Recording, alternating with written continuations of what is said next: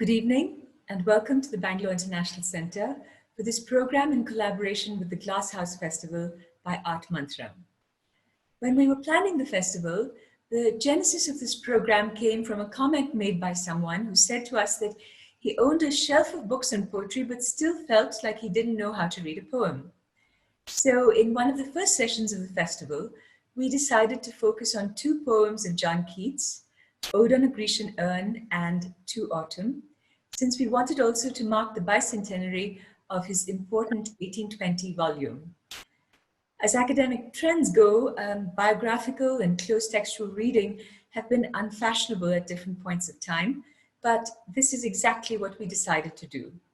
So we turned to Professor Chandy Mathew, who taught so many of us in Bangalore, and also to the biographer of Keats, Nicholas Rowe. I will introduce each of them before they speak, and then we hope to have some time for questions.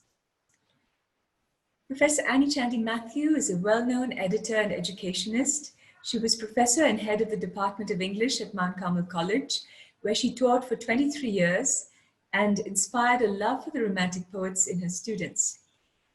She also taught English at an Urdu medium corporation school, which she says is the most fulfilling work she has done.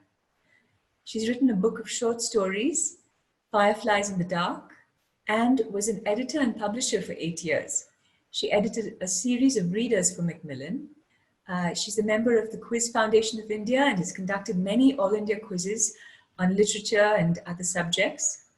Her most memorable experience with poetry, she says, was interviewing the poet Sir Stephen Spender and spending time with him and his wife in Lal Bagh when they visited Bangalore. Her talk is titled In the Shadow of Death, an introduction to Keats and a close reading of an ode on a Grecian urn. Professor Mathew. Hello, I'm so happy to be here and to share my love of Keats and poetry with all of you. Please feel free to ask questions when the session is opened up to the audience.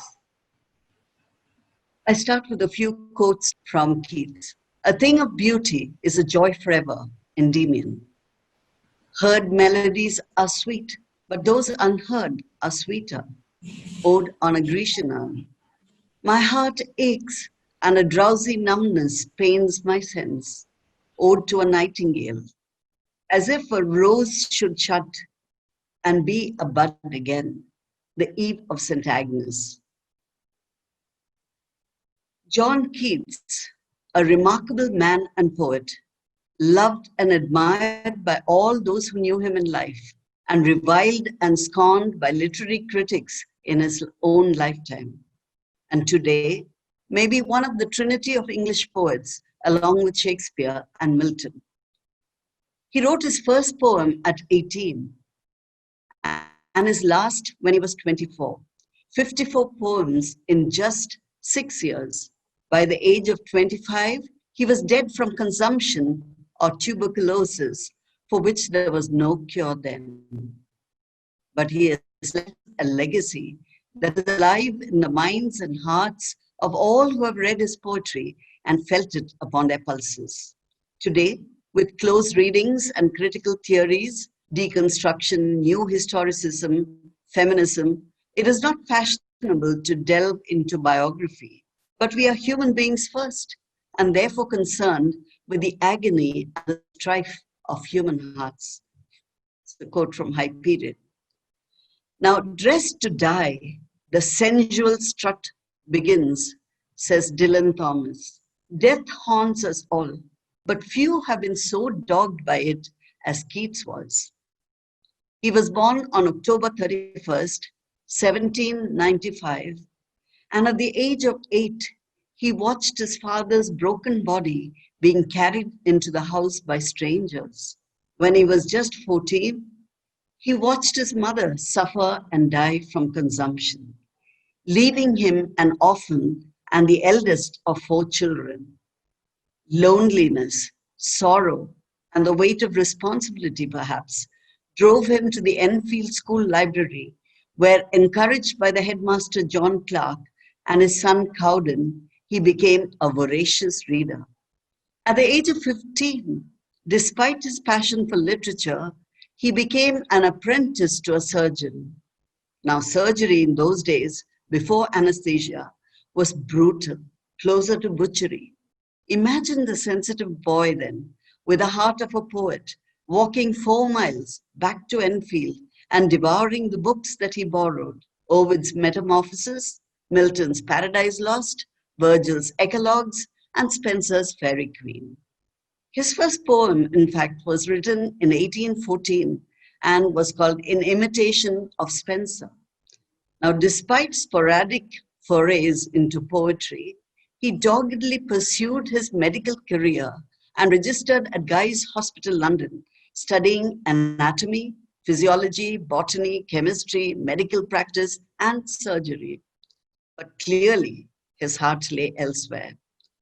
Obsessed with Shelley's vision of poets as the unacknowledged legislators of the world, and excited by the possibilities in Wordsworth's preface to the lyrical ballads, he was continually talking and dreaming poetry, much to the annoyance of his roommate, Henry Stevens. At 20, he passed his medical examinations. Well, Stevens didn't, and was all set to begin practice, but that was not to be. One evening, at Cowden Clarke's invitation, he pored over a 1616 folio edition of George Chapman's translation of Homer. It was 6 o'clock in the morning when Keats hurried home. He sat down immediately to write on first looking into Chapman's Homer, an unforgettable sonnet that celebrates reading as exhilarating travel and adventure. The sustained and the controlled similes, the felicity of diction and sound, and the perfection of the whole so impressed Leigh Hunt that he printed it in the Examiner. There was no looking back. Keats left Guy's Hospital without the certificate he had earned, and in just a year, he published his first volume of poetry. I wish I could tell you of the copies that flew off the shelves and the rave reviews that followed, but that was far from the truth. Very few copies were sold, and when it was noticed by critics, he was ridiculed as belonging to what they called the upstart Cockney school of poetry. Unperturbed, Keats began his long, ambitious poem, Endymion, which he published the very next year in 1818. And then all hell broke loose. What followed may be called literary lynching. Croker of the Quarterly Review declared, "It is a better and a wiser thing to be a starved apothecary than a starved poet." And Lockhart of Blackwoods heaped scorn on what he called the drivelling idiocy of Endymion.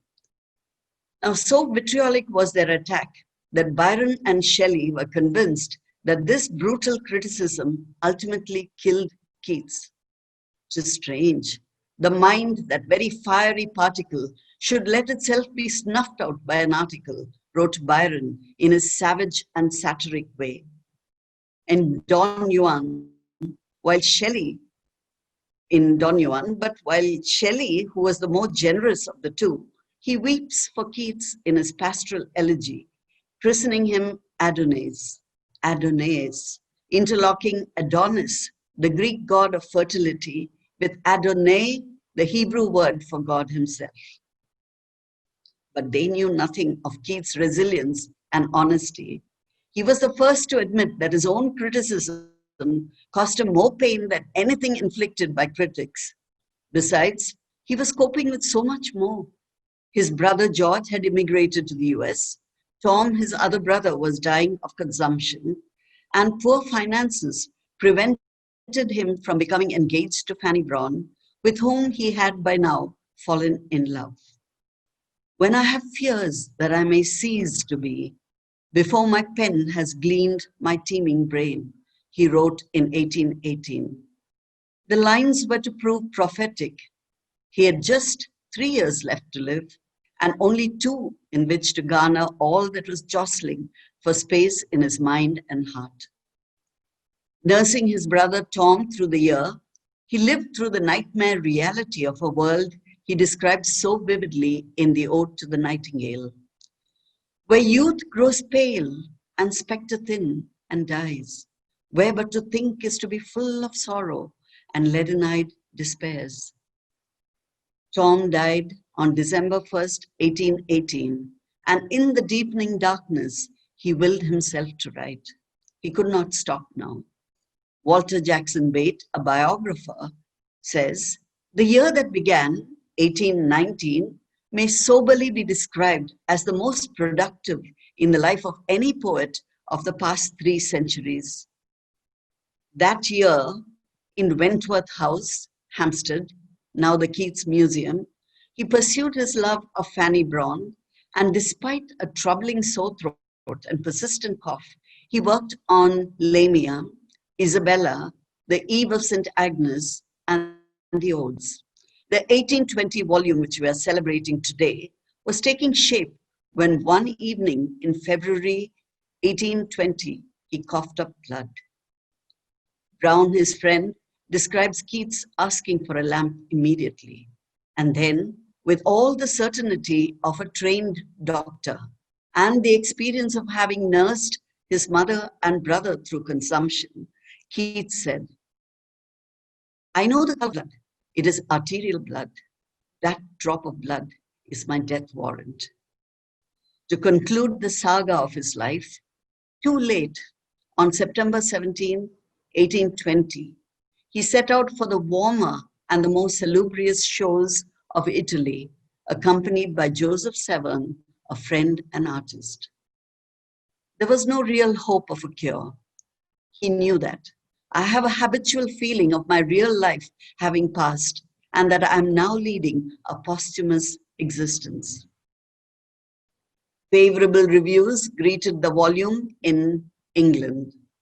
But by then, Keats was too far away and too ill to care. He died in Rome on February 23rd, 1821, and was buried in the serene Protestant cemetery without his name on the tombstone, at his request, and with the epitaph he had chosen, "Here lies one whose name is writ on water." "And if I had time," he said, "I would have made myself remembered." This is what he wrote once in such anguish. But time he did not have. But he has made himself remembered. Under the looming shadow of death, he experimented successfully with almost every known form of poetry: the Shakespearean and the Petrarchan sonnets, the Wordsworthian lyric, the Spencerian romance, the Miltonic epic, and the Horatian ode, making them all his very own. In this volume, complex thoughts coalesce in the white heat of the imagination. Beauty, wisdom, and insight are distilled into some of the most poignant and splendid poems in the language, the quintessence of romantic art and the Keatsian experience. Now for a run-up to the ode on a Grecian urn. By 1817, the famous, or should I say infamous, Elgin marbles, carried away from the Parthenon by Thomas Bruce, the 7th Earl of Elgin, had been installed in the British Museum. Here we have a painting by Archer, showing the excitement of the staff and visitors in the year 1819. The next is a photograph of the Elgin marbles in the British Museum, but today.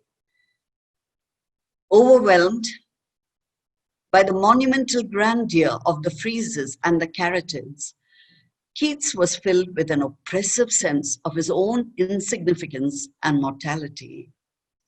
"Mortality weighs heavily on me like unwilling sleep, and I must die like a sick eagle looking at the sky." This shadow of mortality lengthens, grows darker and closer in many of the odes written the following year.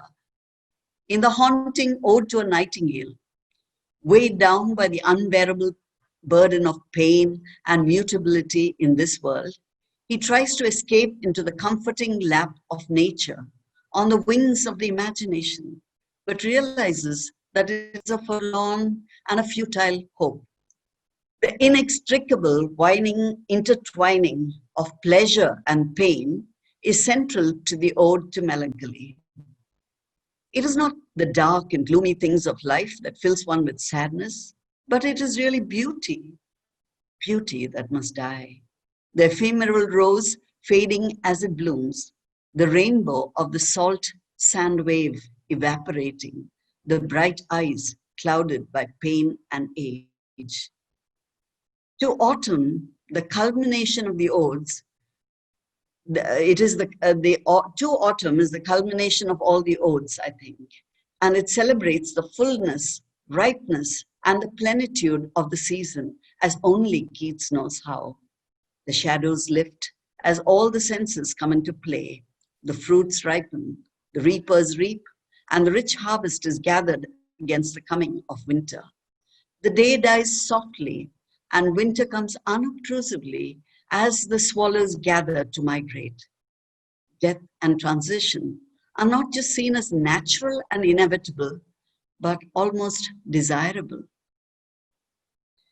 Inspired by the grandeur of the Hellenic arts, the Ode on a Grecian Urn weighs the transience and imperfection of life against the permanence and the perfection of art in the most admired and the most enigmatic of his poems. Buried under a mound of critical writing today, it is almost inaccessible to the average reader. For more has been written about this, the most beautiful and problematic of his works, than any other poem in the 19th century. The urn described in this ekphrastic poem is not an actual urn, but one that is born of his imagination and drawing inspiration and details from the profusion of Greek art that became suddenly accessible. Many see in it the yearning for immortality, and that is so natural to someone living in the shadow of death. However, like all great poetry, it resists mere paraphrasing and reduction to a consumable meaning. It is this resistance that is its perpetual fascination. Let us approach the poem, keeping our minds open and letting it be a thoroughfare for all thoughts, to use Keats' own words. Now, you can see on the slide the first stanza of the poem.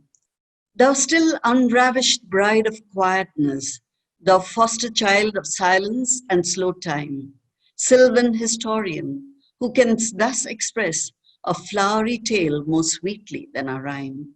What leaf-fringed legend haunts about thy shape of deities or mortals or of both, in Tempe or dales of Arcady? What men or gods are these? What maiden's lot? What mad pursuit? What struggle to escape? What pipes and timbrels? What wild ecstasy? The speaker in the poem approaches the urn to take a closer look. And as we, the readers, can observe in the meantime, that this poem consists of 5 10-line regular stanzas with perfect and imperfect rhymes that help to create the vocalic music so typical of Keats. Like all odes, it begins with an apostrophe or a direct address. He addresses the urn in turn as a bride, a child, a historian. And all 3 metaphors, personifications, serve to humanize the inanimate urn.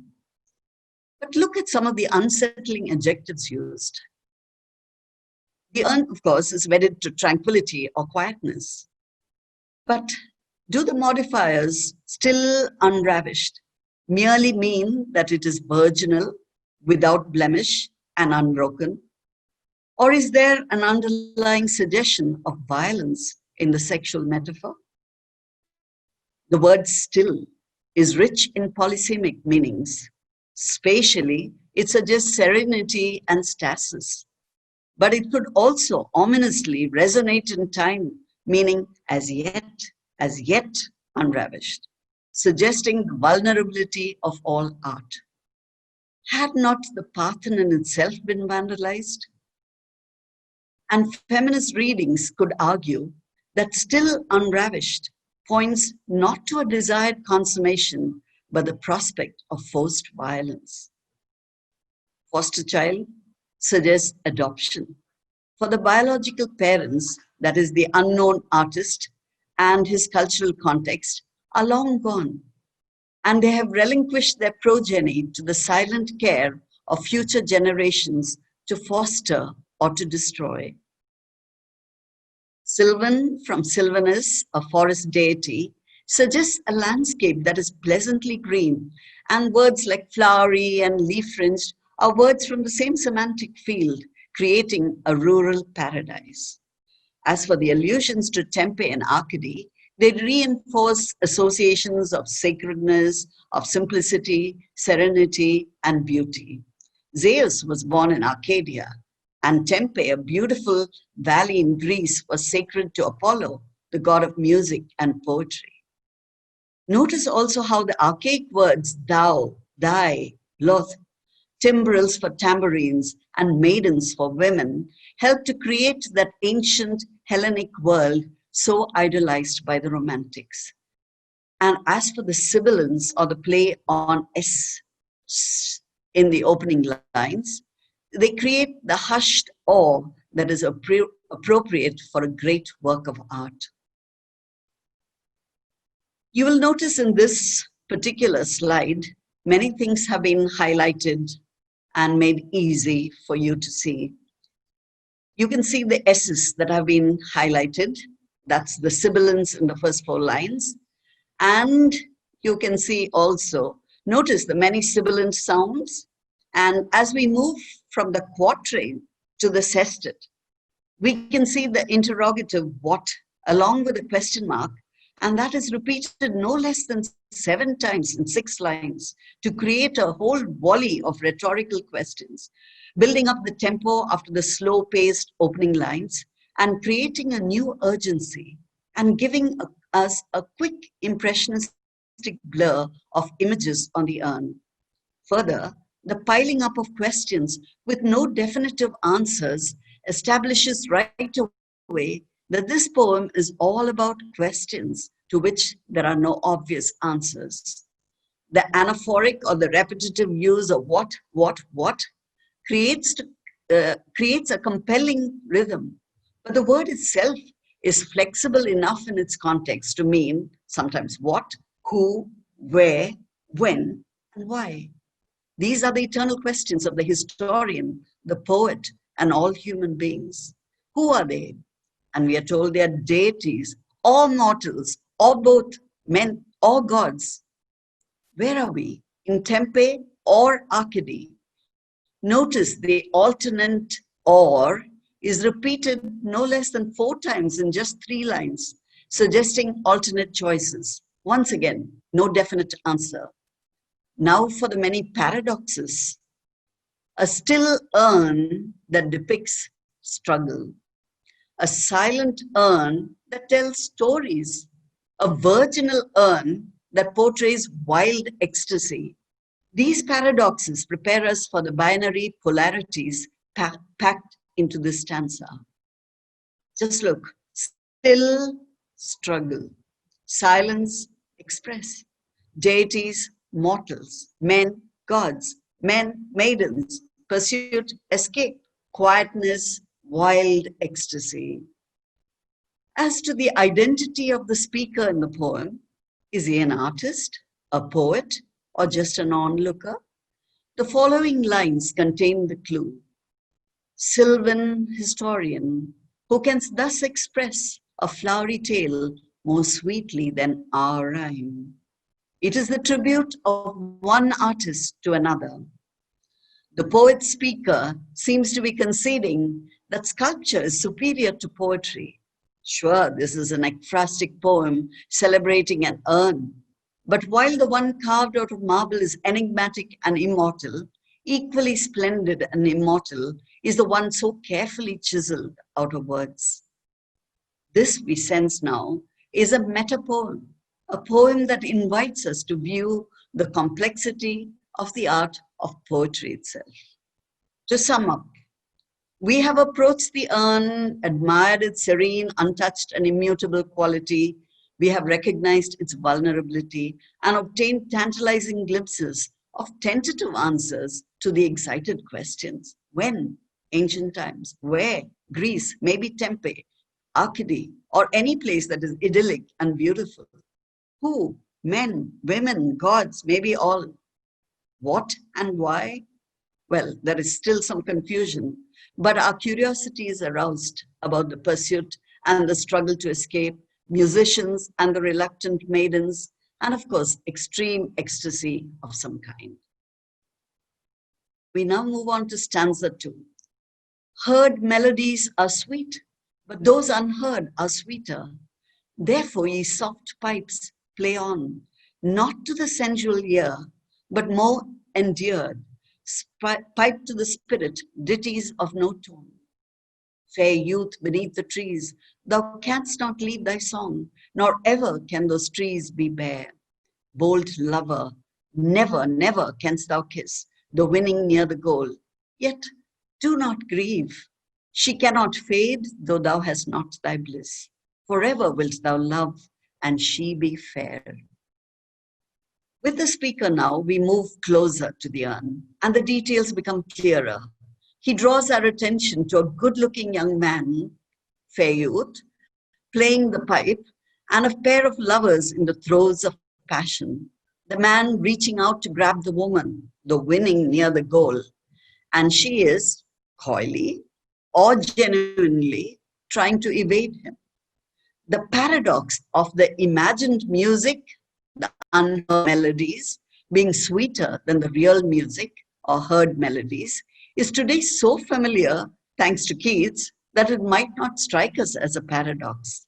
Yet really, it is a memorable tribute to the power of the imagination to provide endless variety and render perfect the music that might be imperfect in reality.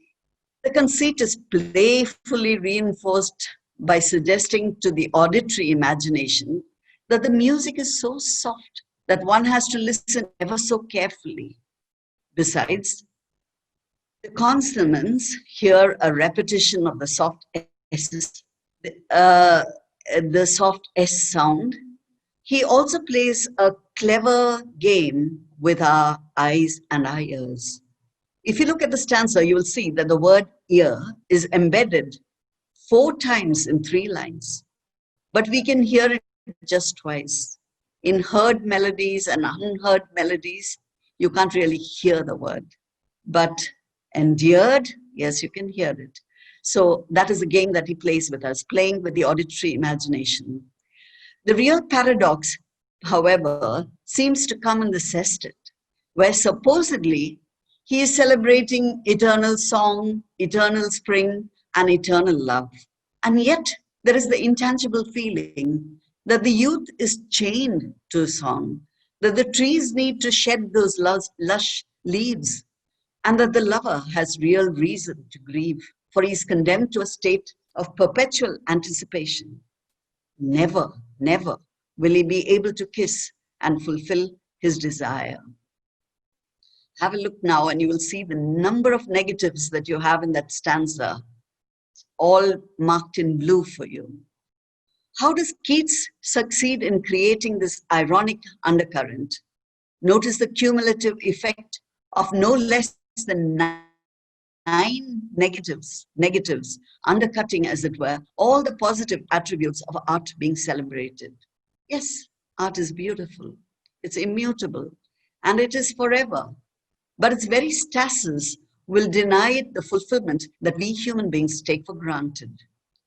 Even the perpetual melodies presuppose a living imagination, just as the urn comes to life in the words of a living poet. The last line, consciously with forever, reminds us that nonetheless, art has permanence and will last forever. It has the immortality that all men crave. You now have stanza 3. Ah, happy, happy boughs that cannot shed your leaves nor ever bid the spring adieu, and happy melodist, unwearied, forever piping songs, forever new. More happy love, more happy, happy love, forever warm and still to be enjoyed, forever panting and forever young. All breathing passion far above, that leaves a heart high sorrowful and cloyed, a burning forehead and a parching tongue. In this stanza, no new element of design on the urn comes into view. We still gaze at the happy melodist and the passionate lovers, but with 6 repetitive happies and 5-time repetition of forever sounding in our ears, we sense the desperation to tilt the balance in favor of art. Numerous verbs in the present tense and the present participles, piping, panting, breathing, burning, parching, all create a sense of immediacy as we enter the living world of the urn and rejoice in the happiness of the untiring melodist and the lovers who are never satiated as human beings often are. Forever joyful and breathless with anticipation, their love seems so superior to human love that experiences a climax but must also suffer its sad aftermath with symptoms that seem so similar to consumption, feverishness, and dehydration. Why then do we get the feeling that the speaker himself is not entirely convinced by his own argument? Look carefully and you'll see, and you will hear actually, that it is the obvious preponderance of happy that begins to grate and to adapt the lines in Hamlet. Methinks the poet doth protest too much. Further, look at the absurdity of the modifiers used to describe the love on the urn.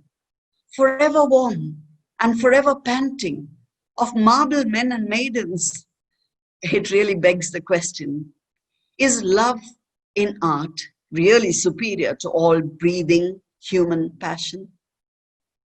Human love has its inadequacies, sure, but it is warm, living, and has a heart, even if it is sorrowful. So which is really better, art or life? This seesaw movement is confusing, but one thing is certain in this poem of uncertainties. There is no clear winner, art and life. Each has its own beauty. Stanza 4. Who are these coming to the sacrifice? To what green altar, O mysterious priest, leadest thou that heifer lowing in the skies, and all her silken flanks with garlands dressed? What little town by river or seashore, or mountain belt with peaceful citadel, is emptied of this folk, this pious morn? And little town, thy streets forevermore will silent be, and not a soul to tell why thou art desolate can e'er return.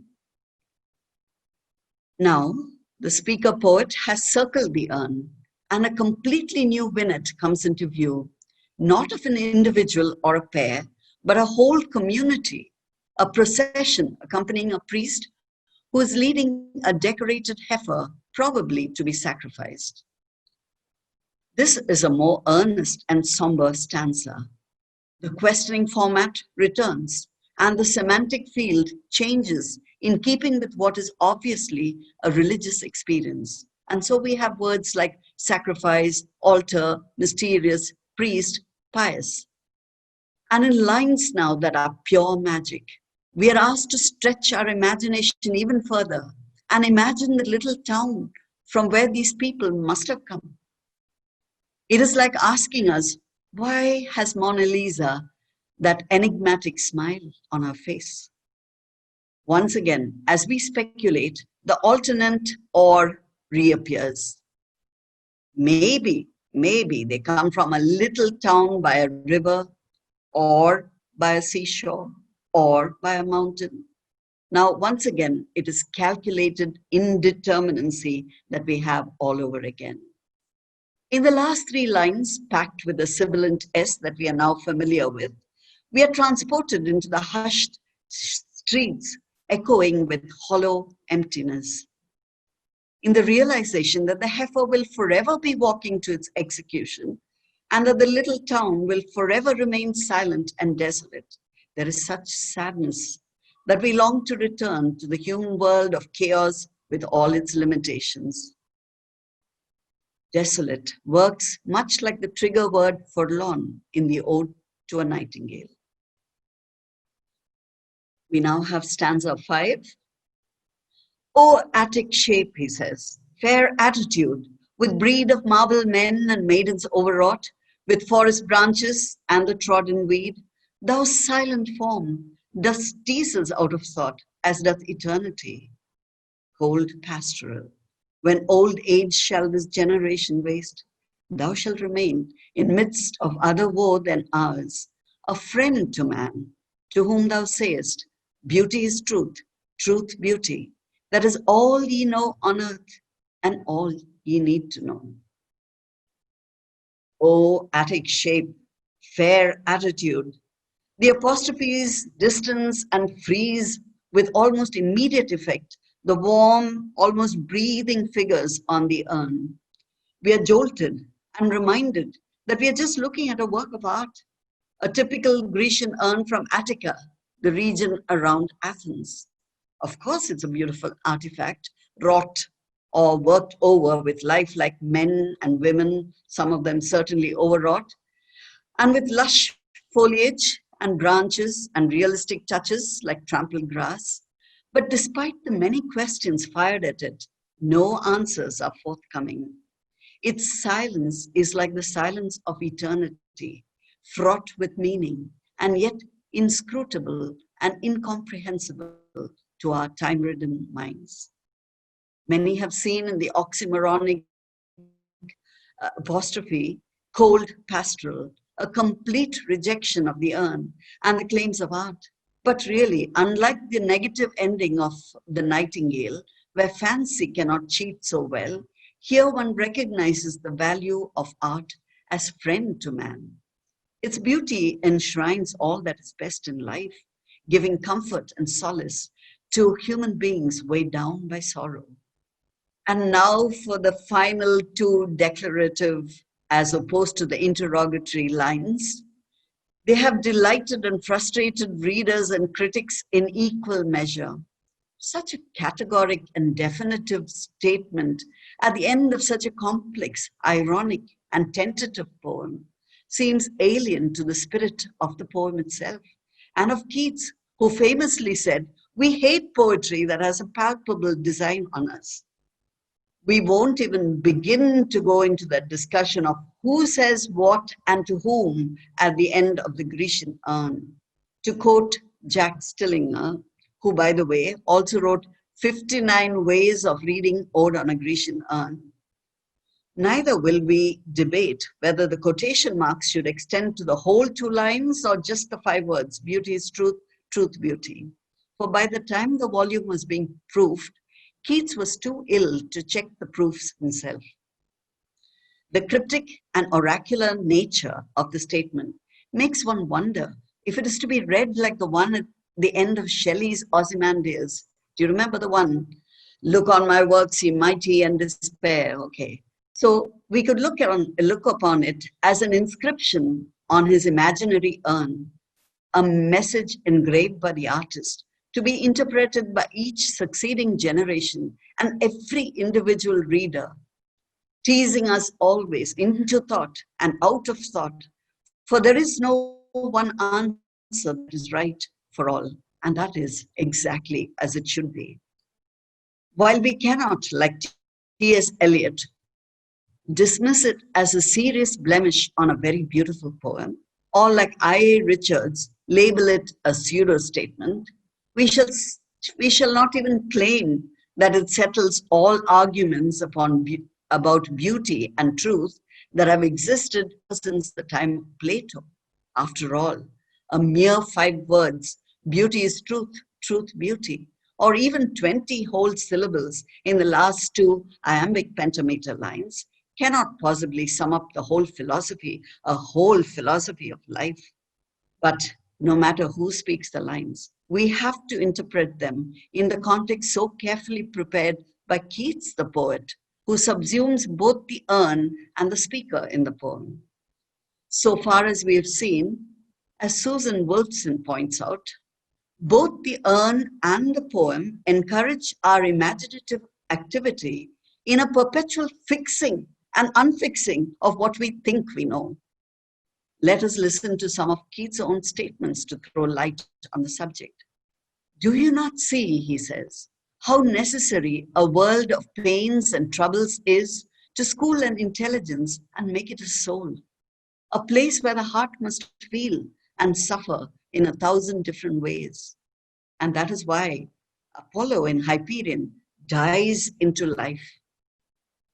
Keats saw the world as a whale of soul-making. He also said, I can never be certain of any truth, but from a clear perception of its beauty. What the imagination seizes upon as beauty must be truth, whether it existed before or not.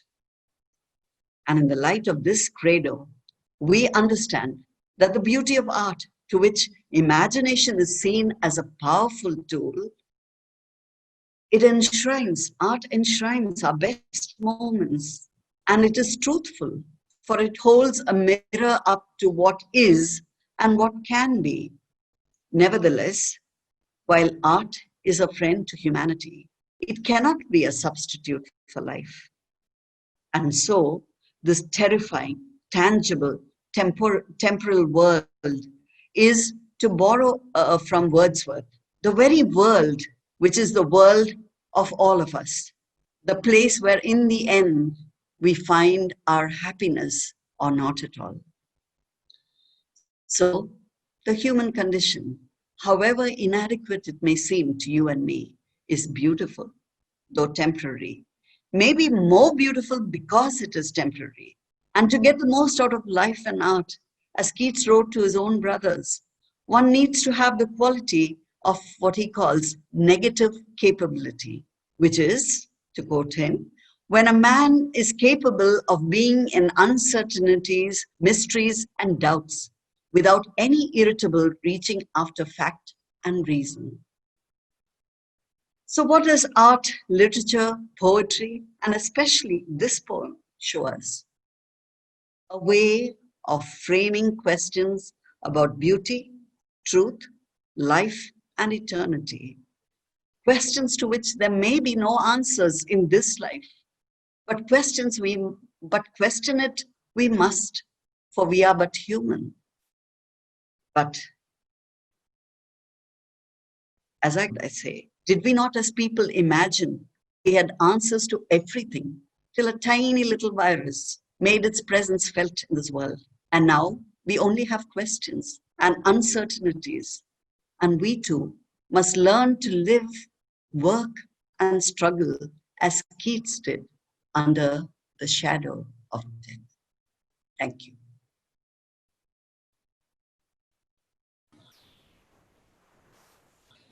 Thank you, Professor Mathew, for your fine, close reading of this poem that's considered, as you said, one of the most problematic and beautiful of Keats's poems.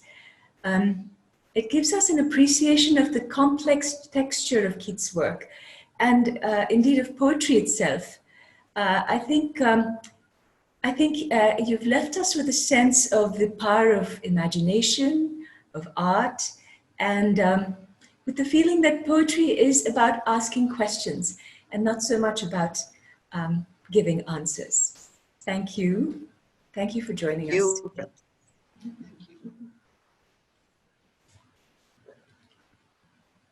It's a great pleasure to introduce Professor Nicholas Rowe this evening.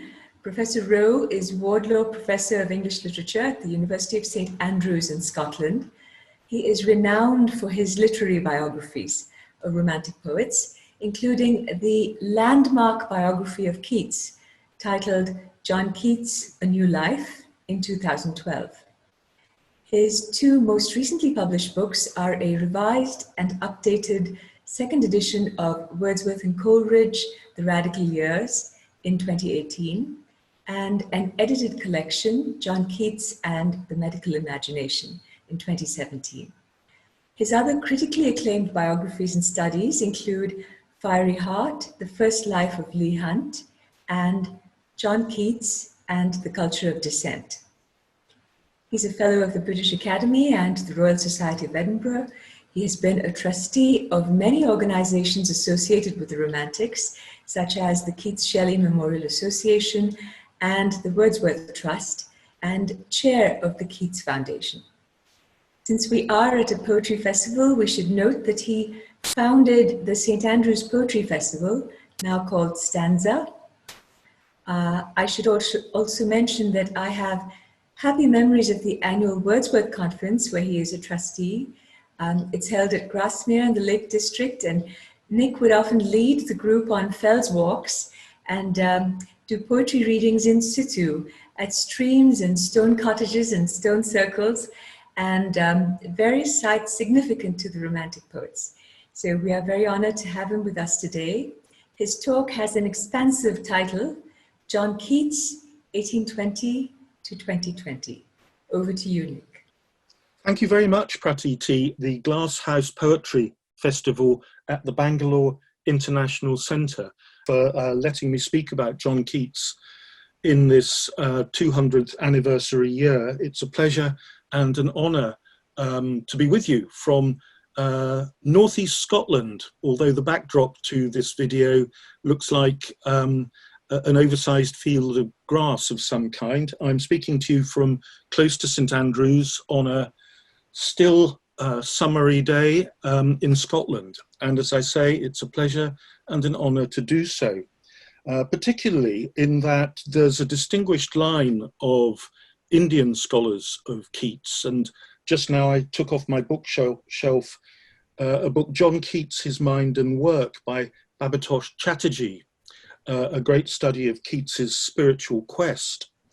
And I'd like to mention as well the most significant recent book on John Keats, which is also by an Indian scholar, my excellent student, Helena Ghosh, who has written a study of John Keats's medical notebook, text, context, and poems, a truly groundbreaking study of a neglected manuscript by Keats. That is the medical notebook that he kept while studying at Guy's Hospital.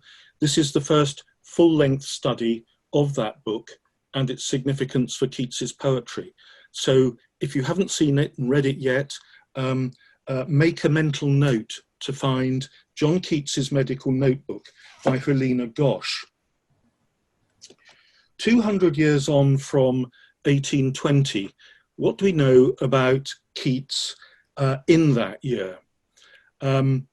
It's a year that we can characterize, I think, best by two words, triumph and tragedy. Triumph in the sense that this was the year in which Keats published his greatest book of poems, his third collection, Lamia, Isabella, the Eve of St Agnes and Other Poems. I have my own copy of the first edition here, and I'm going to be reading a couple of poems maybe from it later on. So the triumph of a book in which all 13 poems are works of genius, and of course the tragedy, as we all know, Keats's growing illness because of pulmonary tuberculosis. The year began for Keats with a revisit from his brother George, who came back from America because he was in financial difficulties. He stayed for about 3 weeks in London and left, taking with him a substantial portion of Keats's own money. It's a controversial issue to this day. Keats's friends divided over this financial complication after Keats's death, and the ramifications of George's visit didn't fully play out until much later in the 19th century. As I say, Keats's friends were divided over George's motives and whether he did indeed take his brother's money, whether the money was loaned, whether George intended to return it or not. That is how the year began. And it's arguable, I think, that the stress of George's return visit had some impact on the momentous events of late January and early February, when Keats's tubercular illness first became obvious. There is a violent hemorrhage from his lungs early in February 1820, although Fanny Brawne said that she dated Keats's serious illness, that is, Fanny Brawne, his fiancée, dated his serious illness from January of that year. In March, Keats continued to be unwell, and late in the month, he went to see Benjamin Haydon's painting, Christ's Entry into Jerusalem, for a private view. He joined Hazlitt on that evening. In April, he completed the manuscript of the Lamia volume. In other words, he'd put together 12 poems that he sent to Taylor and Hesse, his publisher, for publication as his third collection. And I emphasize 12 poems because, of course, the publishers, against Keats's wishes, also added the fragment of Hyperion, which appears as the last poem in the collection. I'll come back to that in a few moments' time. So by April, the manuscript was with the publishers. In May, Keats moved out of Wentworth Place, which of course is now Keats House in Hampstead, and he moved across country, a few hundred yards, literally, to Kentish Town, where he settled in a house at Wesleyan Place. It's still there. It's not much visited these days, but it's another Keats location. In June, he moved around the corner in Kentish Town to live with Leigh Hunt's family, a sojourn that ended unhappily when one of his letters to Fanny Brawne was, one of the letters from Fanny Brawne was opened by one of the servants in the household. At the end of the month, Keats had advance copies of the 1820 collection, that is the Lamia Isabella volume. And he'd moved back across country to spend his final weeks in England, living with Fanny Brawne's family in the other side of Wentworth Place. This is the house that was divided into two halves, Charles Browne and Keats's half, and the Brawnes living in the other half. Charles Browne had gone off to Scotland for another of his walking tours, and now Keats moved back, but this time to live with the Brawnes in their half of the house. In July, his book was published, and it was praisingly reviewed by Charles Lamb in the New Times. This is the note of triumph that I signalled a few moments ago, but at the same time, it's increasingly mingled with tragic overtones. In August, Keats is very seriously ill and planning for his voyage to Naples and onwards to Rome, that is fulfilled in September, when on the 17th of the month, Keats went down to Tower Wharf below the Tower of London on the Thames embankment and went on board the Maria Crowther. That is the brig, the sailing brig that would take him to Naples, quarantine, a week in the city, and then his long journey overland to Rome, where he would die in February of 1821. So that's just giving you a kind of overview of where Keats is in this year of triumph and tragedy. And I want to go on, as this is a poetry festival, to say a little bit about Keats's 1820 volume. The key to it is in many ways the first collection that Keats published back in 1817. This is the little volume, Poems by John Keats, published by the Ollier brothers in London early in 1817, in March. I'm not going to say very much about the contents of the book, except to point out to you that it's divided and organised generically.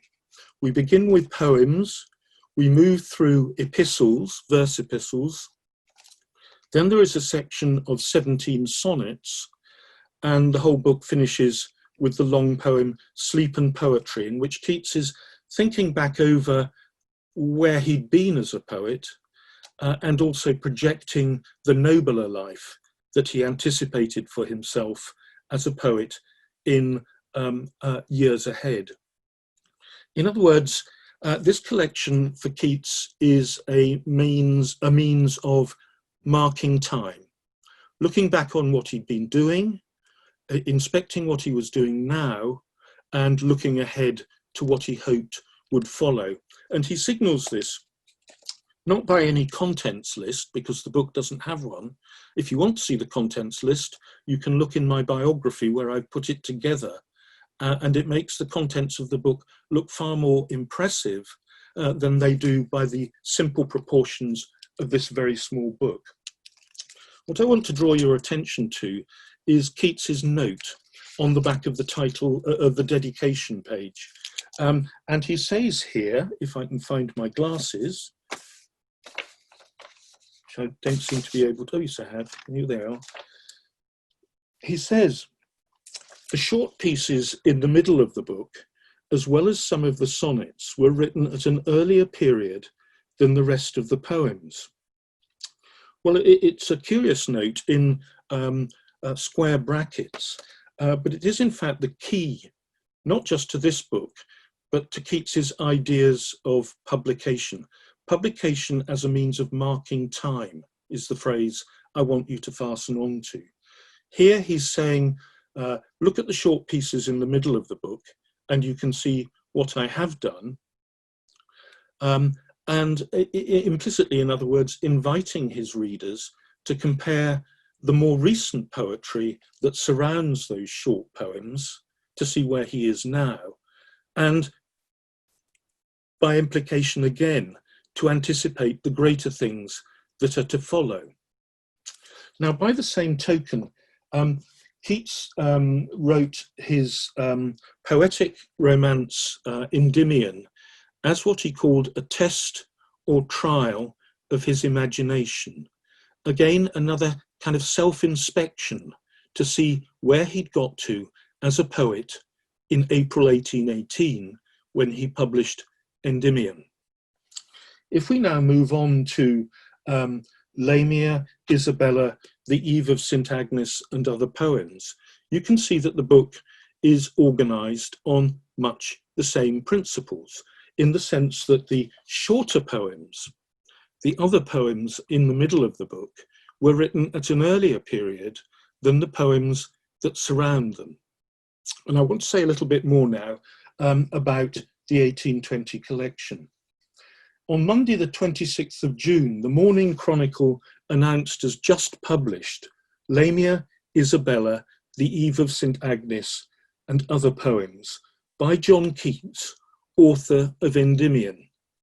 Now, I don't think that Keats invited his publisher to advertise that he was the author of Endymion on the title page of his third collection. The reason I say that is because the reception of Endymion had not been overwhelmingly favourable, and that to cast back to the publication of Endymion might have been to prejudice the reception of this third collection of poems. The narrative romances, that is Lamia, Isabella and the Eve of St Agnes, had been selected to begin the book. Keats is making his bid in this collection as a storyteller. The other poems included the 1819 odes, Ode to Psyche, Ode on Melancholy, Ode to a Nightingale, Ode on a Grecian Urn, and the later 1819 Ode to Autumn. The significant poems that Keats leaves out, we might think, are poems such as La Belle Dame sans Merci and the Eve of St Mark, both of them potentially strong candidates for inclusion in this volume. I want now to talk a little bit about the list of contents for the 1820 collection.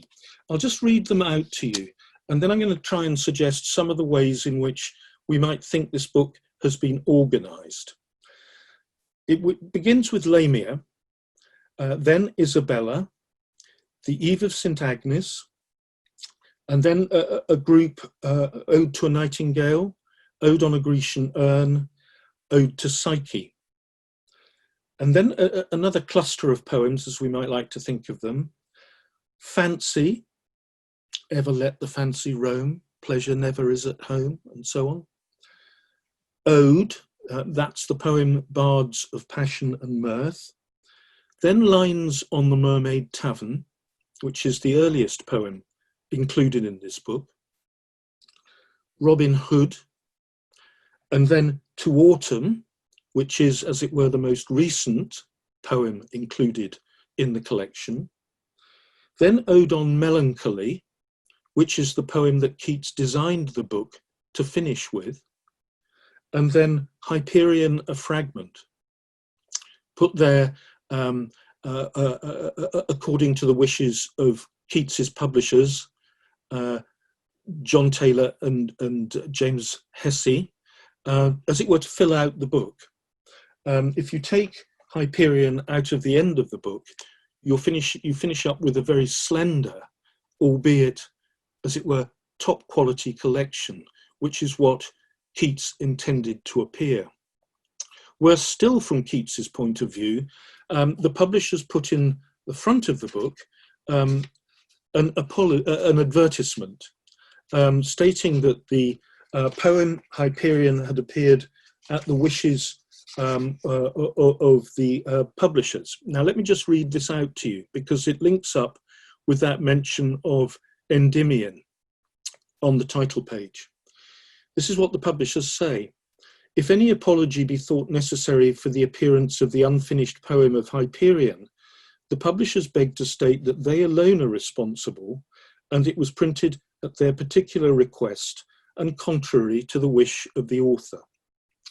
The poem was intended to have been of equal length with Endymion, but the reception given to that work discouraged the author from proceeding. So the book begins with an apology for a poem that had not been a success from Keats's point of view, and it's an apology for a poem that concludes his third collection that was also unfinished, and by implication, according to the publisher's words, never would be. It's almost like the publishers are advertising the fact that the poet of this book is already dead.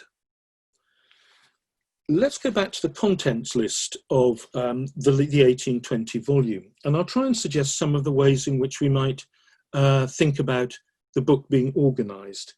I'm going to talk first a little bit about poetic form, and just take you through the different kinds of form that we can find in the book. We start off with Lamia, which is written in rhyming couplets. We go on to Isabella, which is written in the Italian verse form ottava rima. And then we have the Eve of St Agnes, in which Keats revisits for the first time the Spencerian stanza, which, as I'm sure you'll know, is the form of the first surviving poem that we have of Keats's. That is his imitation of Spenser. He hadn't been back to use the Spencerian stanza until the Eve of St Agnes, written in January 1819.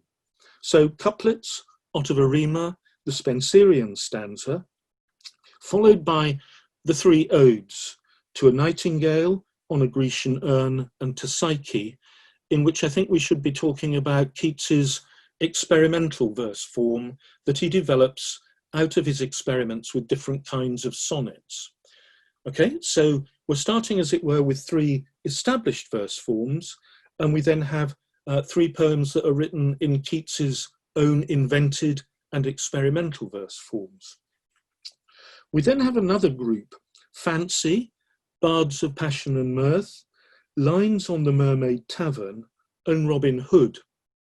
These poems are also formally linked in the sense that they are written in rhyming couplets and lines of four stresses. That's what links these four poems together. So again, another group. We then have a return to the experimental ode stanzas of To Autumn and Ode on Melancholy. And the book is finished according to the publisher's wishes with Keats's blank verse in Hyperion, a fragment. So in a formal sense, the book is a tour de force, isn't it? trying all kinds of different verse forms, from long-established conventional forms in the first three narrative poems, through experimental stanzas in the various odes in the book, through those four-stressed rhyming couplet poems, and finishing with blank verse. That's one way in which we can read the book, as forays, as it were, series of forays into different kinds of verse form and their possibilities for narrative and lyric poetry. But there is a different way through the book that I want to alert you to as well. And I'm just going to have a glass of water before I embark on this. The book is remarkably interested in nationhood and nationality of various kinds. And I'll just try and explain what I mean by that. Before I go on and perhaps take a closer look at the most recent poem in the book, that is To Autumn, by way of moving towards a close of what I have to say today. The different way through the book is to ascribe different nations to the different poems. So Lamia, set in Corinth, is clearly Greek, isn't it? This is a poem associated with classical Greece. Isabella, set in Florence, clearly Italy, therefore. The Eve of St Agnes, set in the great English poet Edmund Spenser's stanza, is clearly English, the matter of England. As is, I think you'll agree, Ode to a Nightingale, although it's full of various classical references. Ode on a Grecian Urn clearly takes us back to Greece. So does Ode to Psyche. Then we have those four-stressed rhyming couplet poems. Fancy, Bards of Passion and Mirth, Lines on the Mermaid Tavern, and Keats's poem about the English folk hero Robin Hood. Well, as I'm sure you'll agree and can readily see, this group of four poems are English in association in various ways. As I think, as I'm going to persuade you, so is To Autumn, which I see as Keats's history of the English language in I think it's 33 lines, isn't it? 3 stanzas of 11 lines. Keats's history of English in 33 lines. Ode on Melancholy brings together the classical and English strands of inspiration that link all of these poems together. And the collection plays out with Hyperion, a fragment which again returns us to the matter of the classical world and Greece in particular. So it's a book that's made of a mingled web of intricate English literary associations and profound classical inspiration. And I want to move on now to say a little bit more about the way in which I'll say a little bit more about the way in which the book is organised, and then I'll finish up with To Autumn. Now, Lines on the Mermaid Tavern is the earliest poem in the book. To Autumn is Keats's most recent. The book's opening group of 3 romances culminates with the Eve of St Agnes, A Midnight Escape, and Old Angela, palsy-twitched and dead.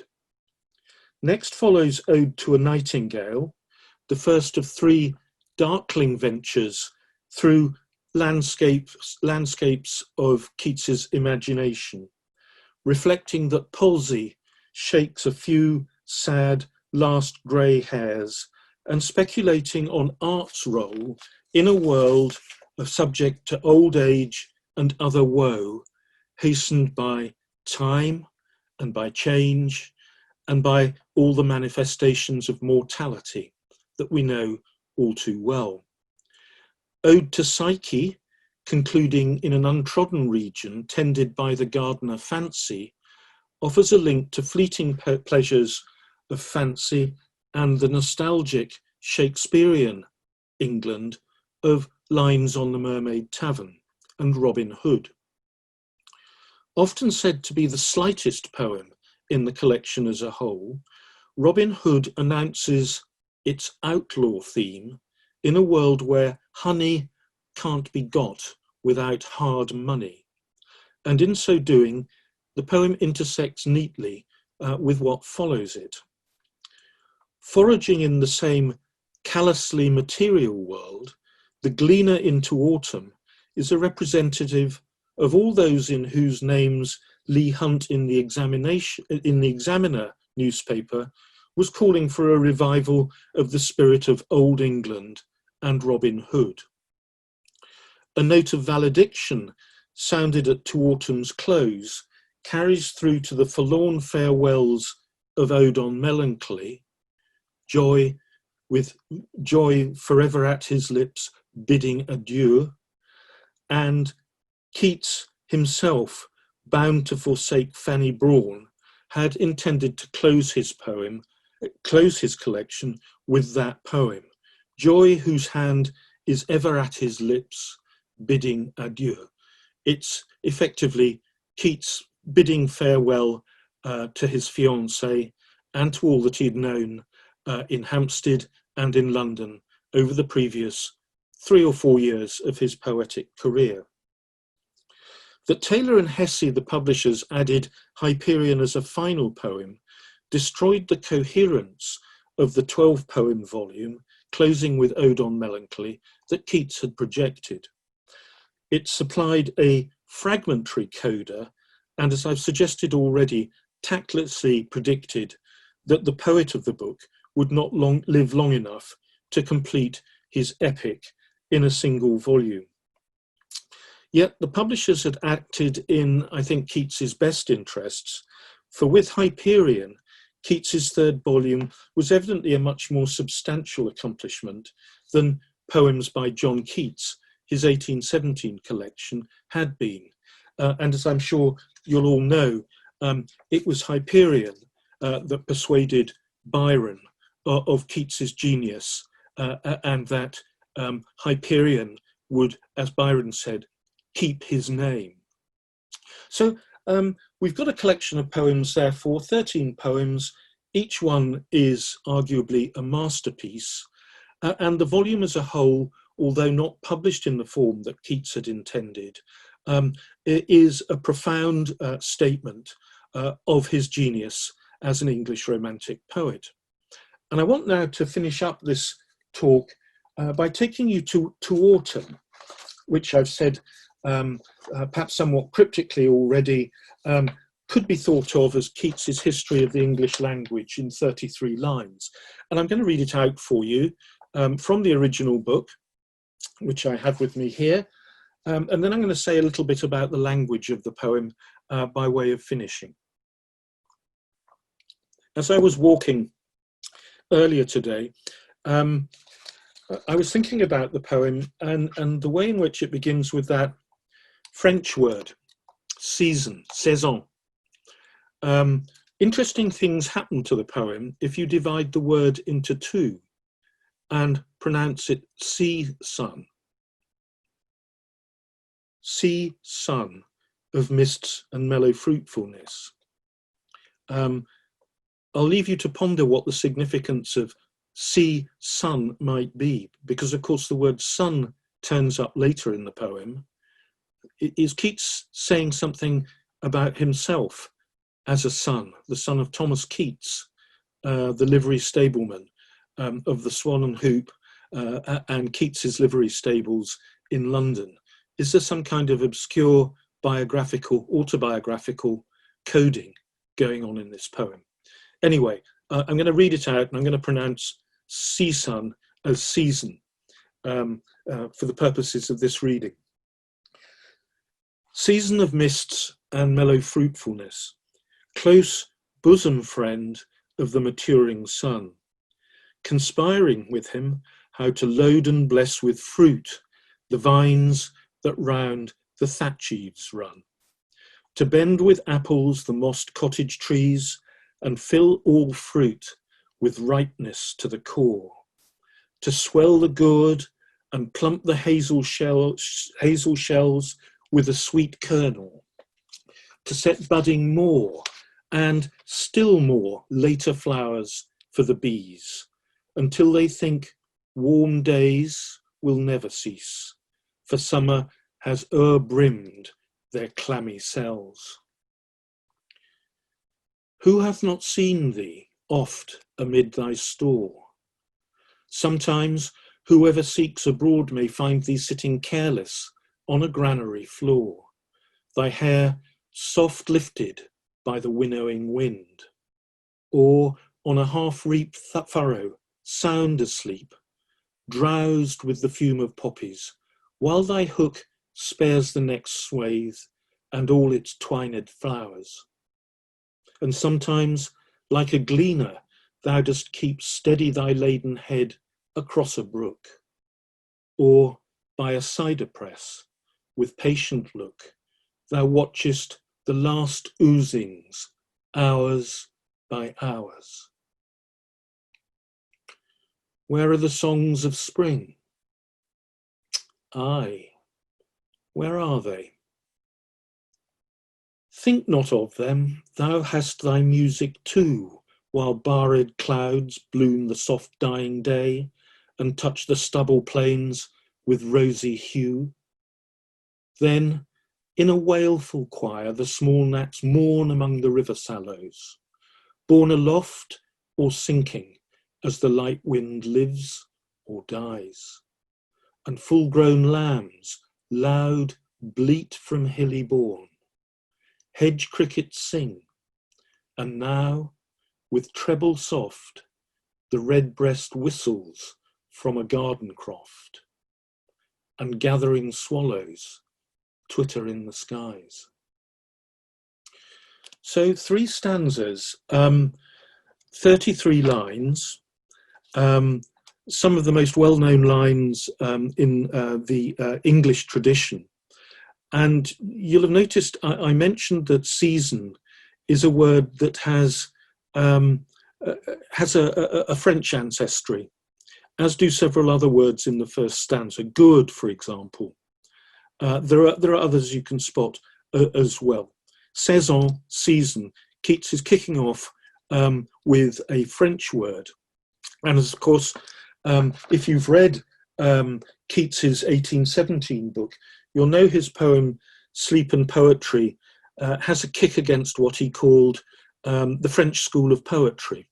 That is the neoclassical poetry of the earlier 18th century, deriving from poets around the reign of Charles II, who were thought to have imported a French style of neoclassical ideas of poetic decorum that were associated with French literary culture. Keats is starting his poem in a French idiom. The very first word, season, is derived from the French.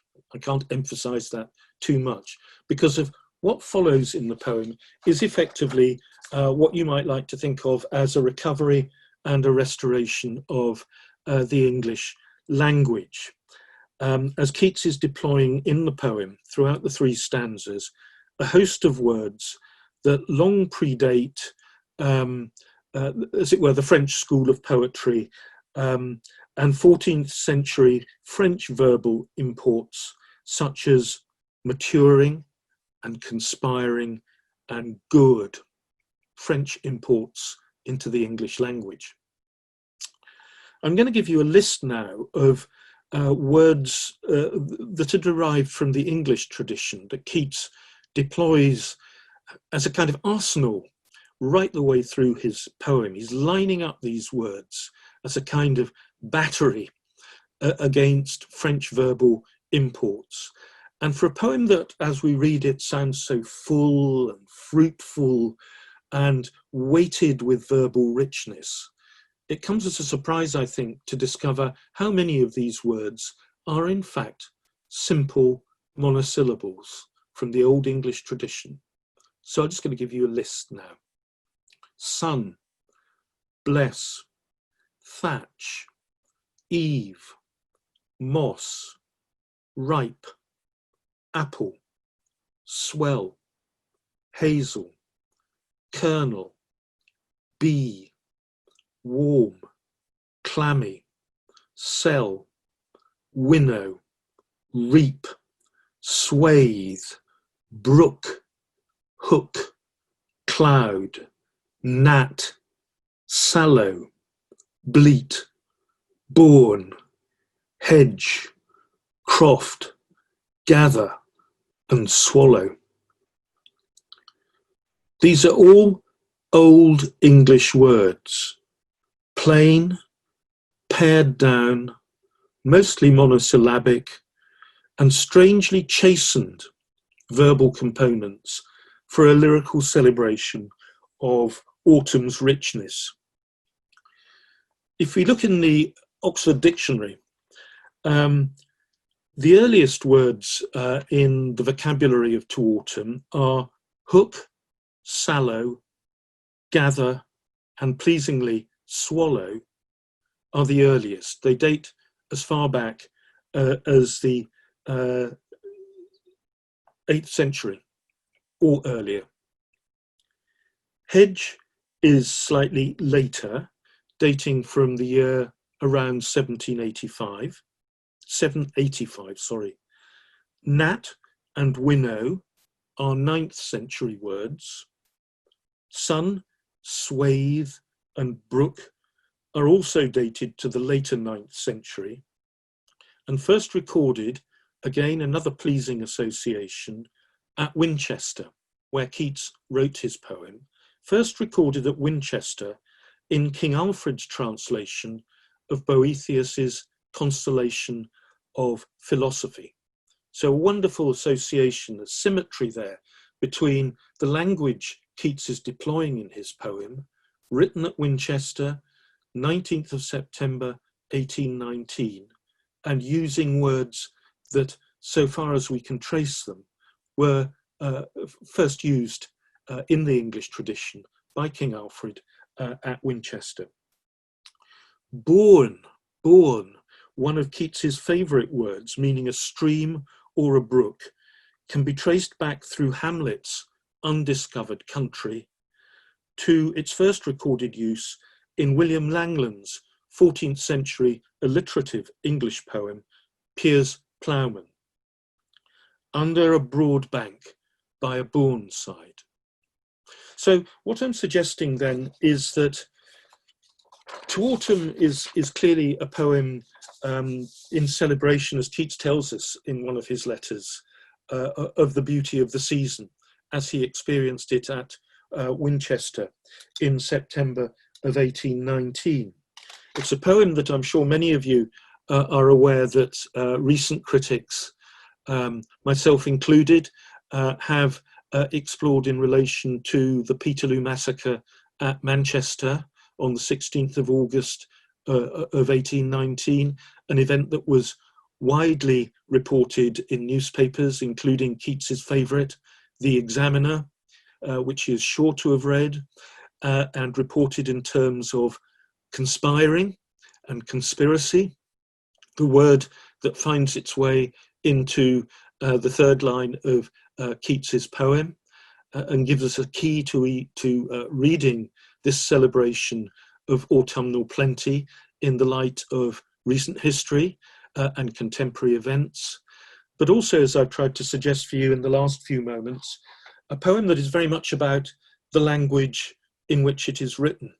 And as I've tried to suggest already, a valedictory poem that comes close to the conclusion of Keats's 1820 collection, in which you might like to see, as I've tried to suggest in the last few moments, Keats taking a survey of the strengths and the resonances and the pleasures of the English language, as Keats, as always, in his three collections, and as I suggested right at the start of this talk, Keats is once again marking time through the medium of the language that is one of English literature's greatest geniuses, sees himself marking time as he begins to make his own farewell to us all.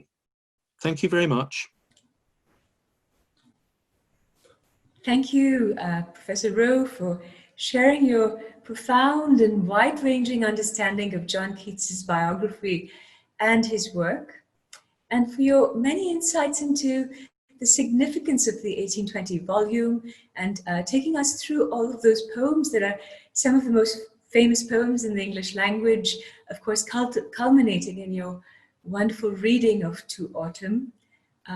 Thank you especially for taking time out from your work and writing, I believe a forthcoming book on the posthumous biography of Keats, which we look forward to reading. Thank you. It's a pleasure, and I look forward to talking to listeners and to answering any questions that they may have later this month when we meet again. Thank you.